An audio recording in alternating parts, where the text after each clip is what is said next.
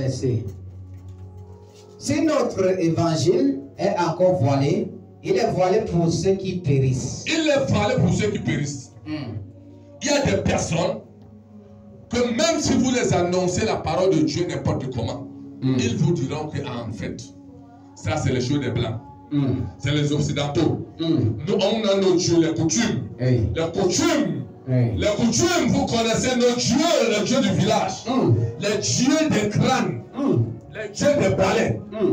Ça ne manque pas. Même dans l'église, tu rencontreras ce genre de personnes. Tu vas prêcher.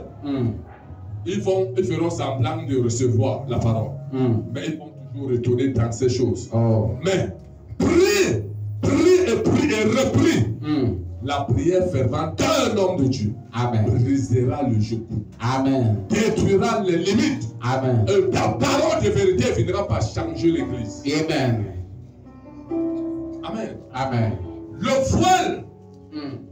voile, c'est quelque chose que l'ennemi amène dans la pensée, dans le cerveau. Et quand ça rentre dans le cerveau, ces mêmes personnes-là refuseront d'accepter ce qui est vérité. Le formatage du cerveau est très dangereux. Amen. Les uns et les autres ont commencé à vous poser la question. Dieu a créé le monde, tu étais là. Et bon, tu dis que Dieu a dit, tu avais quel âge? Tu as quel âge maintenant? Tu nous annonces la parole de Dieu. Nous, on est nés avant toi. Nous, on connaît ces choses. Tu as quel âge? Moi, j'ai 50 ans, j'ai 60 ans, j'ai 80. Hein? Toi, tu es venu hier là. Moi, je connais Jésus. Jésus, c'est la coutume de notre village.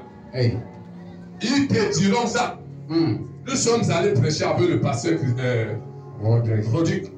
Pendant qu'il prêchait, il évangélisait un monsieur, j'étais à côté. Le monsieur commence à lui dire, tu es encore petit. Ces choses, tu ne les connais pas. Nous, on connaît ça, c'est les Occidentaux qui sont venus avec ces choses. Moi, je te dis le véritable Dieu. On a nos dieux au village. C'est dans les eaux, les forêts. On a ça, c'est le vrai Dieu. Tout ce qu'on vous dit là. Quand j'ai écouté cet homme de loin, je suis venu, j'ai dit au pasteur, alors, il y a des gens qu'il ne faudra pas perdre le temps de les écouter. Parce que tu perds le temps de les écouter. Leur parole finira par t'empoisonner. Il dit que vos oreilles ne se souillent pas. Ne soyez pas dans les endroits qui vont vous amener à souiller vos oreilles. Amen. Si Dieu n'est pas vrai, qui a créé celui-là qui parle? Les uns et les autres sont d'emblée dans les choses obscures. J'ai posé la question à un. Toi, tu es marabout. Et je lui ai posé la question.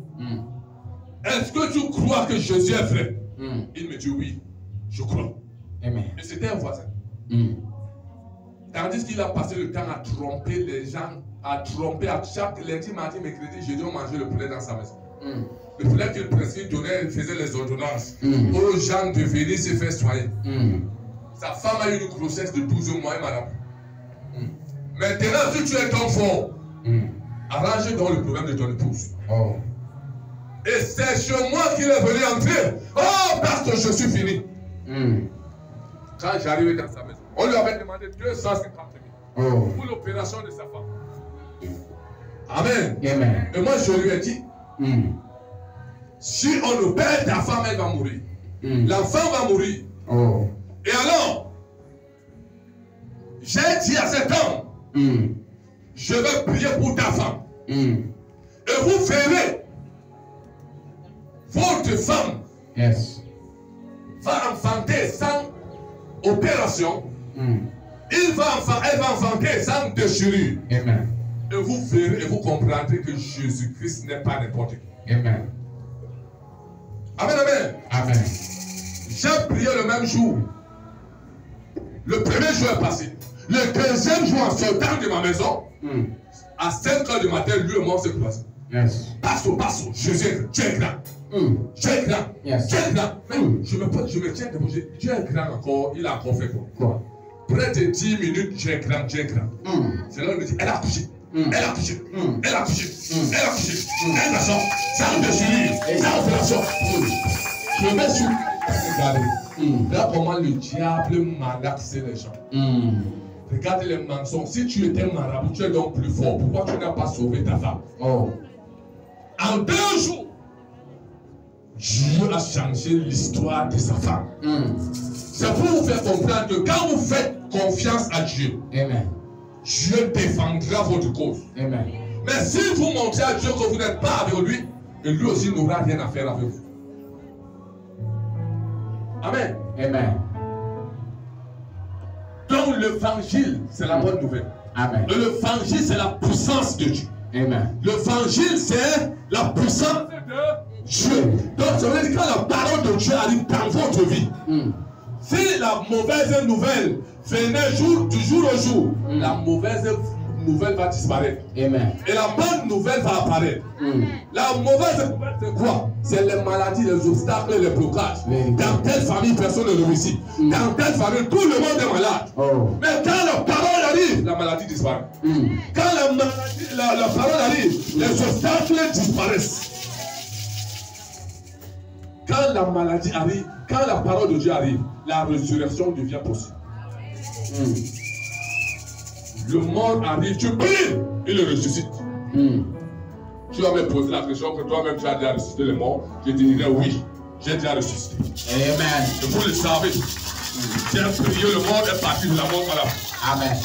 Je ne dis pas ce que je n'ai pas fait.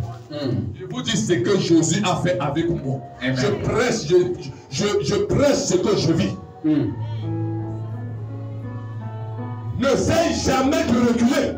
Les propositions malsaines, ne jamais essayer. Et c'est dans les pires moments que l'ennemi va envoyer les mauvaises personnes sur toi. Je te donne 100 millions, mais à condition. C'est dans les pires moments que nous, quelqu'un nous a proposé 300 millions. Il m'a dit, je sais, mon fils, que tu es un homme de Dieu. Mais je te donne 300 millions. À condition que tu pries moi. Quand tu es rempli de l'esprit, tu vas dire à cet homme, si je mange, gloire à Dieu. Si je ne mange pas, gloire à Dieu, je préfère mourir que mon âme se sauve. Amen.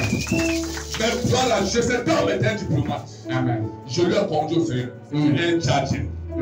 Aujourd'hui, il est enfant de Dieu. Donc votre vie va affecter vos entourages.